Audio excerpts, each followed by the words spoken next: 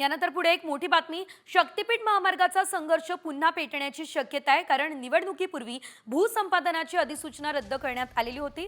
नागपूर ते गोवा शक्तीपीठ महामार्गासाठी MSRDCने पुन्हा एकदा हालचाली सुरू केलेल्या आहे। तर MSRDCचा पर्यावरण या महामार्गासाठी पर्यावरण मंजुरीचा प्रक्रिया MSRDCने सुरू केलेली आहे। त्यासाठी केंद्रीय पर्यावरण मंत्रालयाकडे प्रस्ताव सादर करण्यात आला।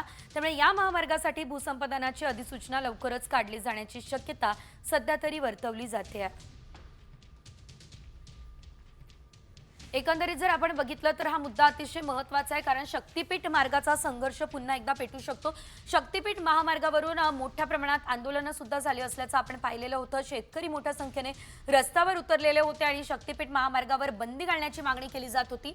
मात्र पुन्हा एकदा शक्तीपीठ मार्गाचा आता संघर्ष जो आहे तो पुन्हा पेटू शकतो, कारण विरोधानंतर देखील महामार्गासाठी पुन्हा एकदा हालचाली सुरू झालेल्या आहेत आणि त्यासाठी काही ग्रामस्थ, काही ठिकाणचे शेतकरी आक्रमक होऊ शकतात अशी शक्यता सध्या तरी वर्तवली जाते। त्यामुळे आता पुढे या मार्गासंदर्भातली सरकारची भूमिका नेमकी काय असते तेही बघणं तितकंच महत्त्वाचं असणार आहे, कारण आक्रमकता तर आपल्याला या संपूर्ण प्रकरणामध्ये बघायला मिळते आहे।